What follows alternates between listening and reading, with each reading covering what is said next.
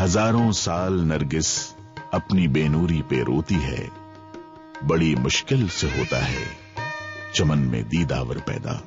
शहनाई क्यों लिया ये देखने की बात है। अच्छा, तब सितार को देखा, एक से एक तैयार है। सरोद को देखा, उसमें तैयार है। गाने में देखा, एक से एक तैयार है। बहुत से साजों को देखा, उन्होंने कहा यार सबसे कमजोर साज है शहनाई, इसी को उठाओ। सितार आप ढूंढेंगे तो 10 सितार मिल जाएगा आपको, एक से एक बजाने वाले। तबला ढूंढेंगे आप तो 10 तबला मिल जाएगा, एक से एक बजाने वाले। सरो ढूंढेंगे तो सब मिल जाएंगे आपको बजाने वाले। लेकिन बिस्मिल्लाह खां के बाद कोई दूसरा बिस्मिल्लाह दिखा दो हमें। पैगंबर बख्श की आंखों का तारा कमरुद्दीन। घर परिवार की विरासत शहनाई की सोबत में ऐसा आया कि बस शहनाई थी, बिस्मिल्लाह थे और उनकी धुनों पर मदमस्त होता जमाना था। हमने बजाया, दुनिया देख रही है जी। हमारे भाई साहब ने बजाया, हमारे उस्ताद थे मामा अली बख्श नाम था उनका, उनसे हमने याद किया। और उनके बाप के हमारे नाना जो थे रजब अली नाम था उनका, और उनके बाप थे रमजान अली। अभी सिलसिला चला जा रहा है और शहनाई बज रही। बिस्मिल्लाह का मतलब होता है शुरुआत, और यहीं से शुरुआत होती है भारतीय संगीत के एक नए सफर की, भारत की गंगा जमनी तहजीब की बेमिसाल शख्सियत की। डोमराव महाराज के यहाँ बजाते थे वो, हमारे दादा भी वहाँ बजाते थे।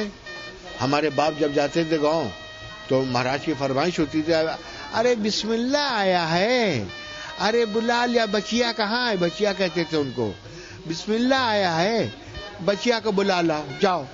अब जाते थे महाराज, अरे भाई आए हो तो कुछ सुनाओ ना, हमको सुनाए। हाँ महाराज बिल्कुल, आप टाइम डिनर, तो उन्होंने कोई टाइम रख दिया है। अब उसके बाद अब्बा वहां भी सुनाते थे उनको। डोमराव महाराज बहुत मानते थे हमारे बाप को। देखते ही देखते शहनाई मानो बिस्मिल्लाह का पर्याय बन गई। शहनाई आज की चीज नहीं है, बहुत पुरानी, हजारों बरस पहले जब खुशी का काम होता था तो कोई साज नहीं बजता था, कोई कलाकार गाने नहीं पे रहा था। शहनाई एक संगत बात पहले माना जाता था, और बिस्मिल्लाह खां की सबसे बड़ी विशेषता ये थी कि उन्होंने शहनाई को स्वतंत्र वाद्य बना दिया। ये उनकी सबसे बड़ी विशेषता थी।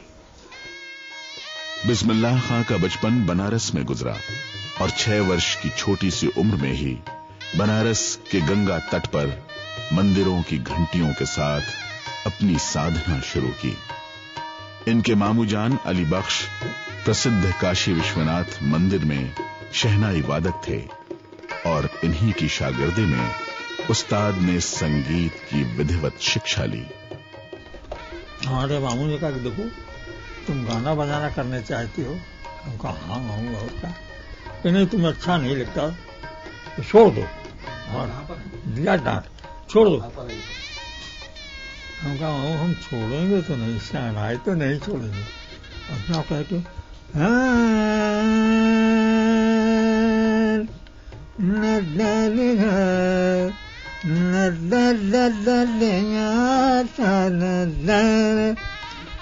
काशी विश्वनाथ मंदिर, बालाजी मंदिर और गंगा के पावन तट पर खान साहब रियाज करते थे। ये तो डुमराव के रहने वाले बिहार के थे और 10 साल की उम्र में अपने मामू के यहाँ आए और आकर के यहाँ रियाज किए बालाजी मंदिर पर।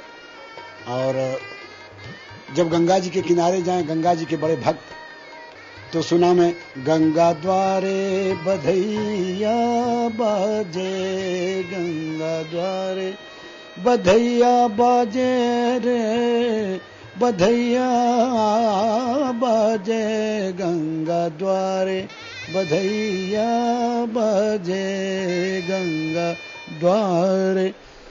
जब जब मौका मिलता खान साहब बेगम अख्तर को सुनना पसंद करते। दीवाना बनाना है तो दीवाना बना दे, वरना कहीं तकदीर तमाशा ना बना दे। वो बेगम अख्तर थी और उसको सुना हमें, सुनते सुनते मूड ही तो है। रेडियो खुला हुआ था, उनको टाइम नहीं था, 5 बजे अब प्रोग्राम है, लेकिन वो बैठी थी। हम गए, उधर मर्दाना बोली बोल रही थी। क्या मैं कहा साहब? उनका क्या भाई कैसे चले? उनको सुनने आए हैं, चीं से जो है आवाज आएगी, वहां हको चीं से एक आवाज लगती थी उसकी कुदरतन, वो खराब है, गाने में नहीं आने की, उसी में जान थी।